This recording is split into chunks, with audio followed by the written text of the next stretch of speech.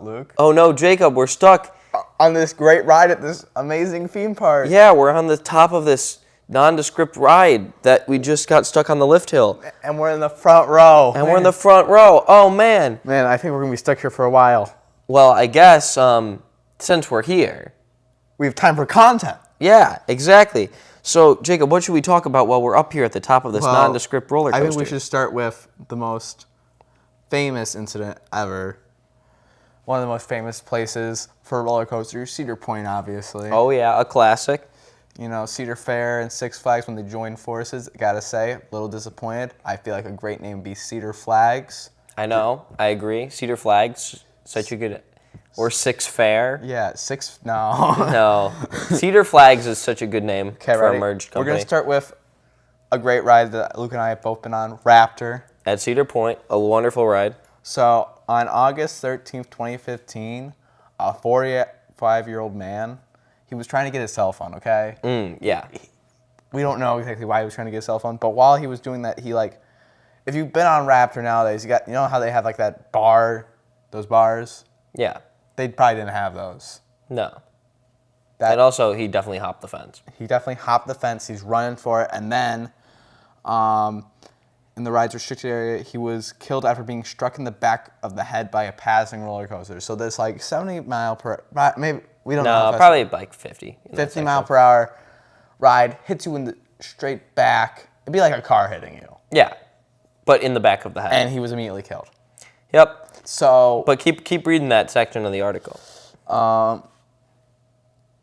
The ride was temporarily closed for inspection and reopened the following day. Guys, let's have a little more moment of silence for that instead of just, business as usual. You know, I guess it was his fault, and...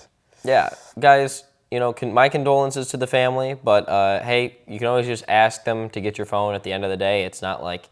Or you can literally be like, hey, can you stop the ride? I dropped my phone. Yeah, they probably wouldn't stop the ride right then, but they might. But really, though, they'll give it back to you at the end of the day, probably. So, yeah.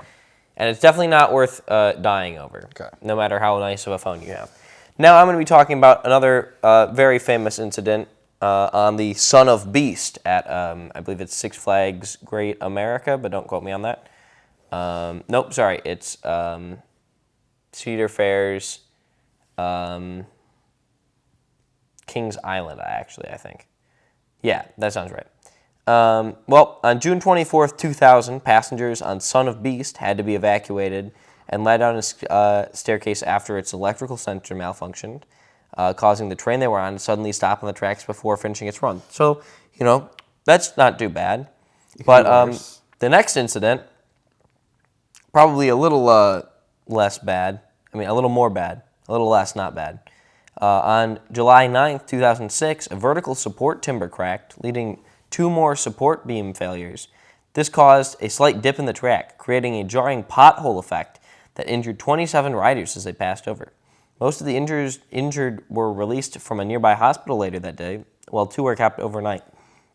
None of the injuries were life-threatening, but the ride opened on July 4th, 2007 with various changes. The loop was removed to allow for lighter trains and a smoother ride, according to park officials. Jacob, in case you didn't know, Son of Beast was the first wooden roller coaster with a vertical loop. Whoa. So, but I think it was probably a bad idea.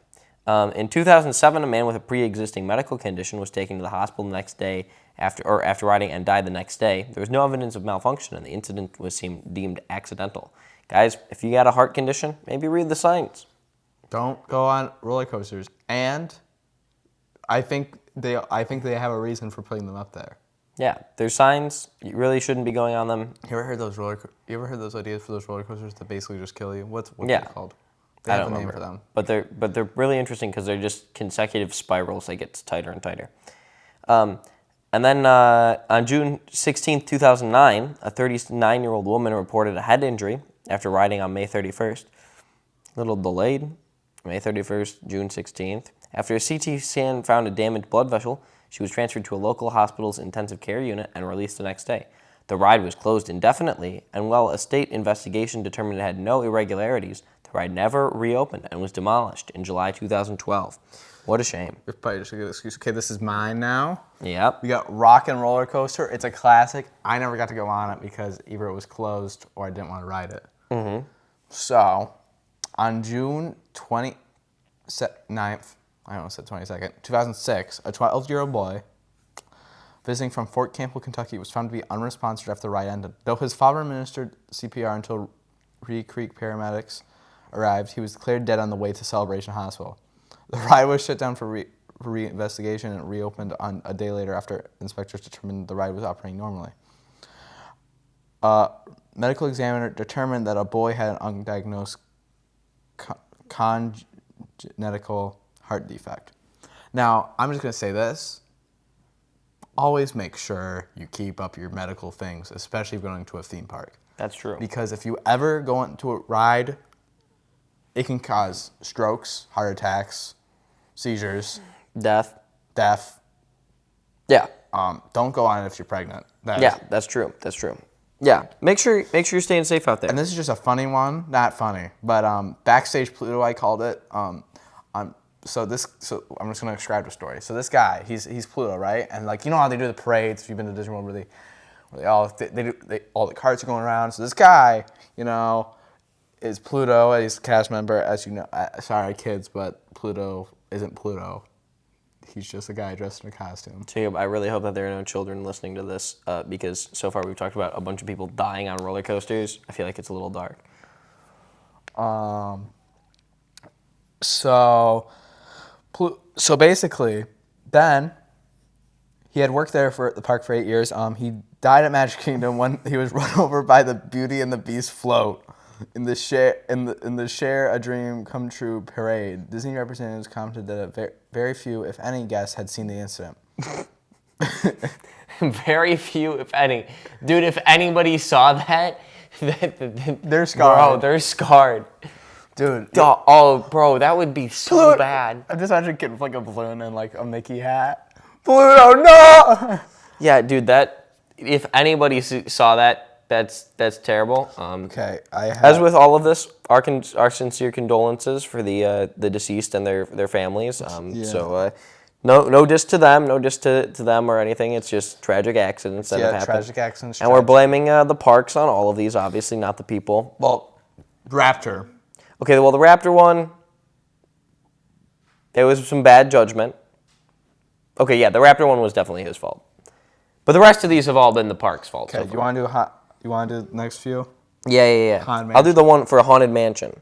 On October 19th, 1991, a 15-year-old girl from Sarasota was critically injured when she fell onto the ride's tracks. According to witnesses, she was jumping from car to car and fell on the track, where she was dragged under a moving car for at least 50 feet before the ride stopped. She was airlifted to Orlando Regional Medical Center, where she underwent emergency surgery for head and facial injuries. Guys, don't jump from car to car on a Haunted Mansion. That's an easy way to die, especially because the dome buggies on that ride are literally giant circles, and I don't know how she was trying to grab onto them because... real question, how'd she get out of that lap bar? Well, I bet if you tried hard enough, you could. Yeah. But also, why would you be jumping from car to car? Like, just watch the ride. That's a great ride. Also, just a comment on some of these were very unexpected. One of them, while we were looking these up, someone died on the People Mover. Yep. He suffered a heart attack on the People Mover. So, sorry, dude. That is a bad place to die. Yeah, if you're going to die at Disney World, pick a ride that's a little more intense. Like, I want to die on Splash Mountain. If there was any ride, it'd be Splash Mountain. Okay, well, they still have it in the Tokyo one, so you can go there. Yeah. All right. Next one is you. You want me to... No, you do this one, then I'll do that one. Okay. On July 15, 2018, a family from Virginia Beach, Virginia, suffered injuries as they were riding on the roller coaster due to a ride operator accidentally pressing the emergency stop button. If you don't know what that does, it immediately stops the car in its tracks. Yep. So you know at the end of like Gemini or any of the old coasters at Cedar Point where it like just stops? Yeah. It's like that, but a lot harder and can cause, as it caused for them, several concussions the next day. Yep. Yeah, that was Apollo's chariot at Busch Gardens. Williamsburg. Yeah, Williamsburg. Well, that would make sense because it's in Virginia. All right, and then I'm going to talk about the next two, the last two. We got Top Thrill, the most famous one, Top Thrill Dragster, where on August 15th, 2021, a guest waiting in line was struck in the head by a piece of metal after it became dislodged from the ride. She was taken to a nearby hospital for treatment and then transferred to an ICU. She suffered a brain injury. And then Cedar Point went, well, it would be a great time to announce a new ride. So they announced that it would be reopened as Top Thrill 2. And Jacob wanted to talk about how he hates how it ruined the Cedar Point skyline. Because literally, you look at Cedar Point, and it's like, oh, look at these amazing, like, you got Millennium Force, and all of a sudden you just see like a giant stick out of the ground and like one like little loop. Yep. And it like just ruins everything. And I'm going to hit the last one, which is the Backyardigans Swing Along at Nickelodeon Universe.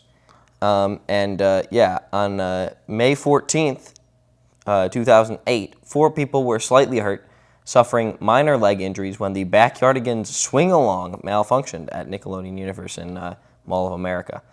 The ride was shut down when it became apparent that it was malfunctioning and remained closed until maintenance crews found and fixed the problem. So, what we've learned is that theme parks are dangerous. And so now, what Jacob and I are going to do is come up with the ultimate theme park. And so, Jacob, what would you pitch? Are we doing okay? Hear me out. It's like I'm going to give my funny answer first. Okay. It's a roller coaster where it just spins you. Mm-hmm. But like you start, or it's like one where it fakes you out like it's breaking down. Oh, nice. That sounds like fun. Okay. Or I always want to do this, where it's like that you somehow hide that the track continues and it just looks like it stops. Like you're just going right, like it looks like you're about to like do a jump over like tracks, which does exist, by the way. There are roller coasters where like the track just ends for a little bit. Where? Source. I've seen it. And I think it was at like some sort of like roller coaster in like Dubai, but it's definitely someone's gonna definitely die. Oh yeah. Anyway, so let's create our ultimate theme park. Are we like taking? Yeah, take existing rides from other theme parks and put them in one theme park. We're taking Millennium Force. Okay. We're taking this is just Steel Vengeance, obviously. Okay. Maybe Maverick. Okay. Lots of Cedar Point stuff. I'm taking King Dakar from Six Flags Great Adventure instead of Dragster because it's taller and I think it's faster and it's a better looking ride because it's just Dragster but bigger. And we won't put it in the middle of the park. We'll put it like on the outside edge of the park so that it doesn't ruin the skyline. And then what else are we going to take, Jacob? We need to take some rides from Disney World, obviously. We're going to take the Guardians of the Galaxy ride. Oh, Cosmic Rewind, great. But we're gonna somehow like make the building a little bit more presentable. Yeah. Where it's and not just bro, that building looks so ugly. Guys, in case you don't know, there's a very wonderful exterior building that isn't the ride, that looks nice, and it used to be the Universe of Energy building. And then you go in, and they use that building for the queue, and then you end up in the ride, and the ride is inside of a giant box that is just painted light blue to try to blend in with the sky. And it doesn't work, and it's very obvious.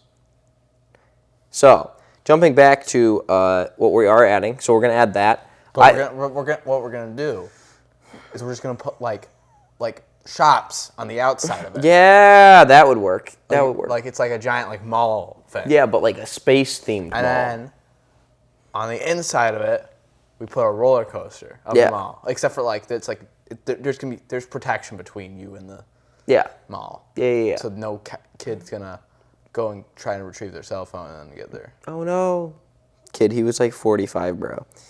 He knew better. And then I don't know.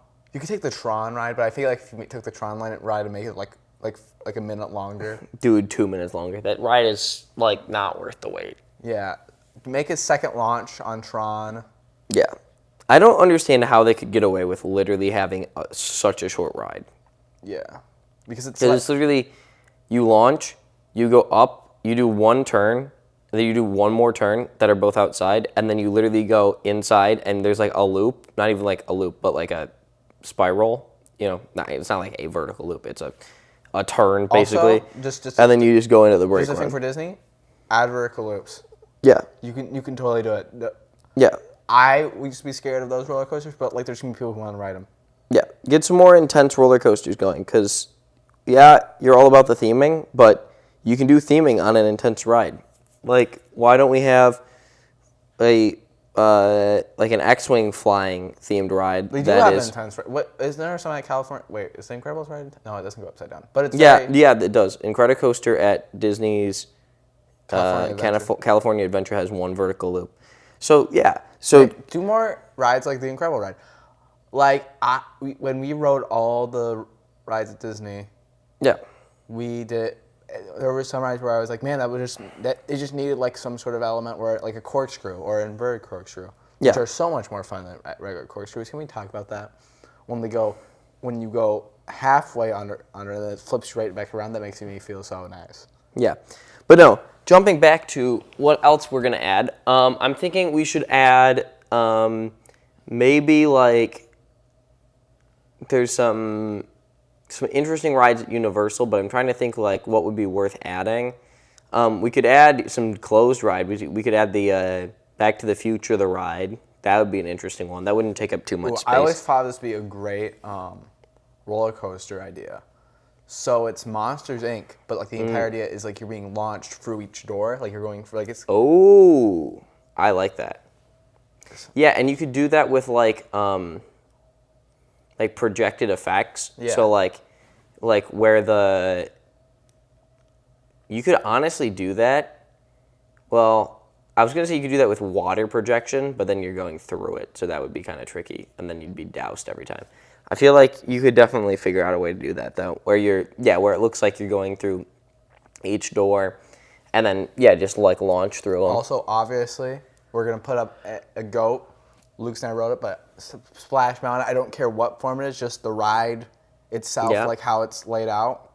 Although preferably the actual Splash Mountain and not the new one that's badly themed. Dude, I saw this video where somebody did the ride, but if it was good, and they made it so like the lift hill before the big drop. Yeah. If it was themed to like the bad guy, and it had the bad guy music from The Princess and the Frog. Oh, it's like Are You Ready? Yeah, that one. And like it was all like dark and spooky in there instead of just like being the most nothing theme. Also, I want a roller coaster where it's like the entire idea is that it's trying to trick you. Yeah.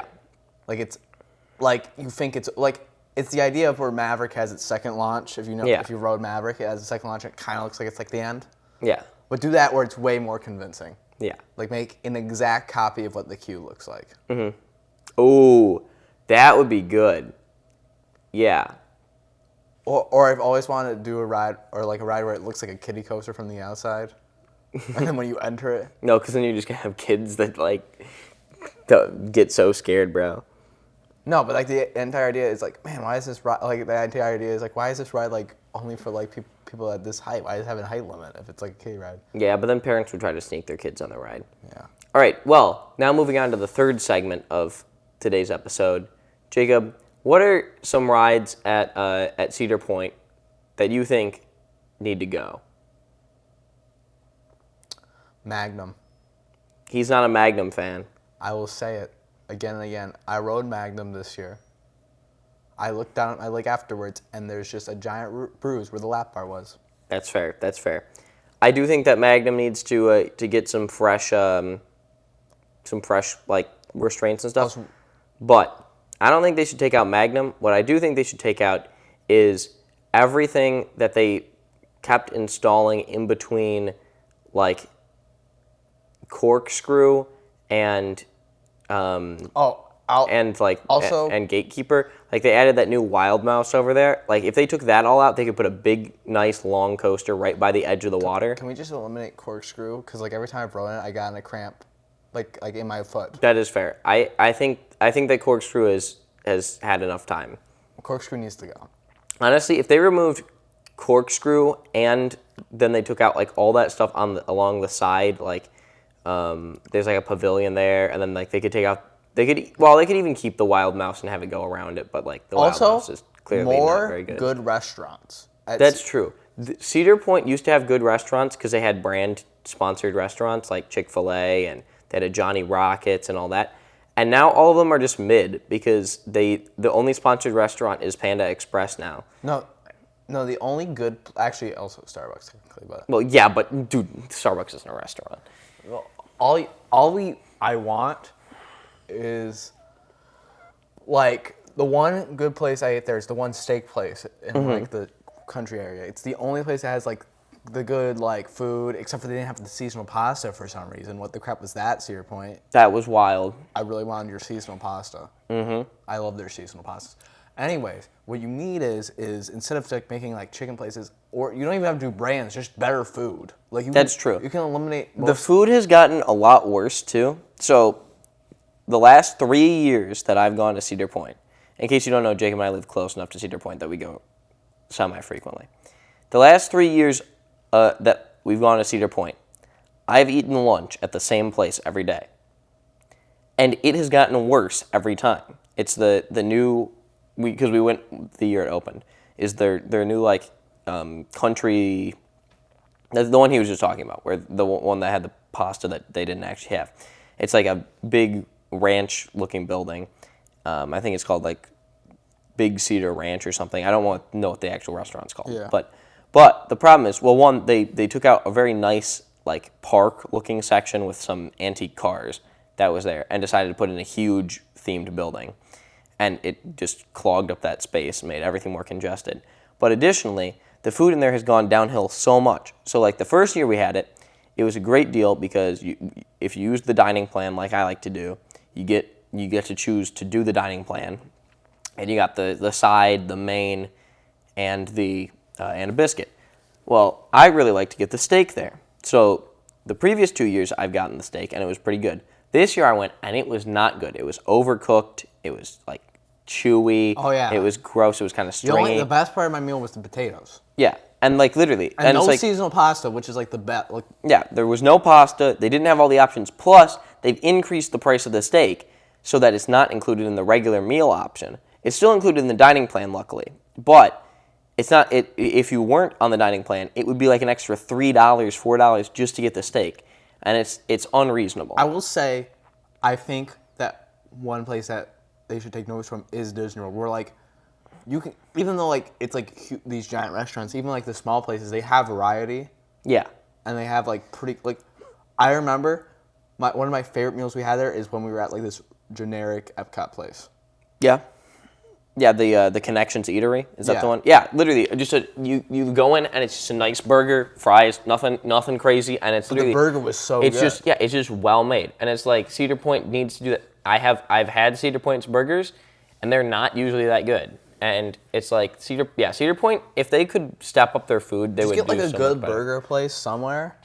If they got a nice burger place, if they tried to do a little better on that. I mean, to be fair, Jacob and I have not eaten at every place at Cedar Point, so they might have some sort of hidden place that is really good, Yeah, but most of the main places that you'll go are not going to be good.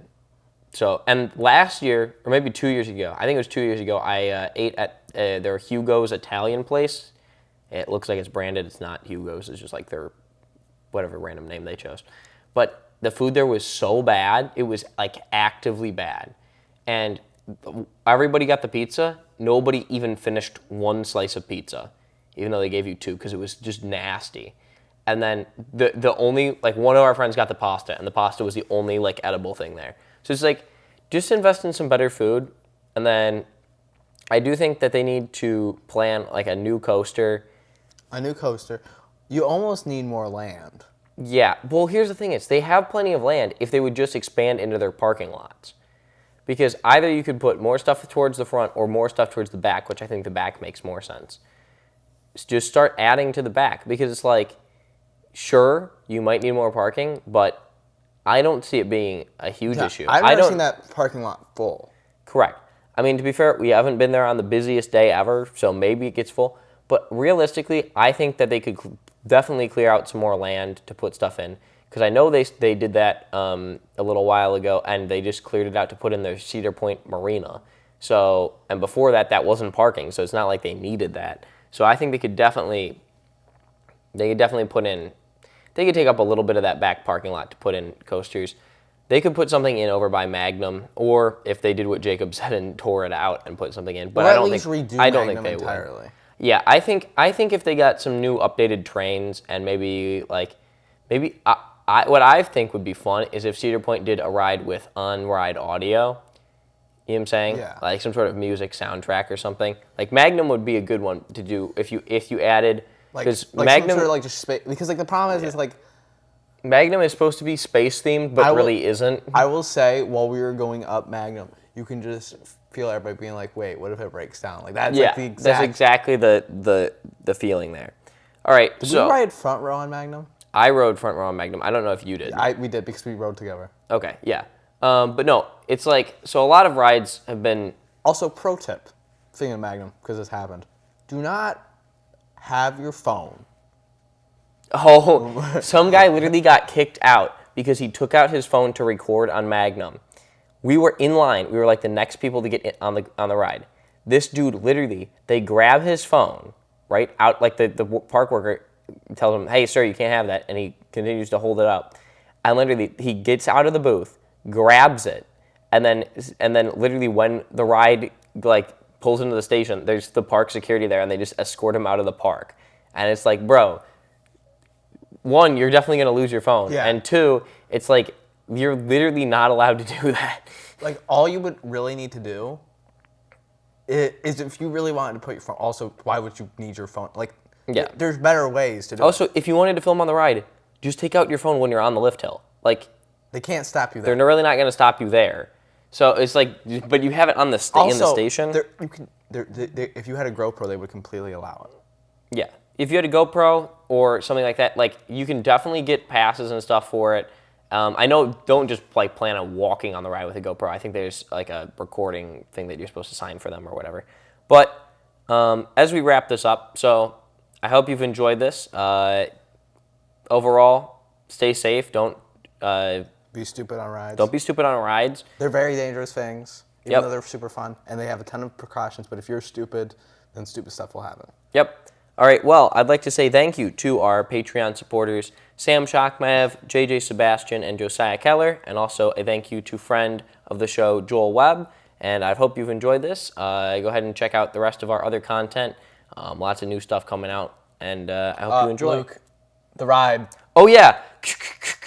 Ooh, ah!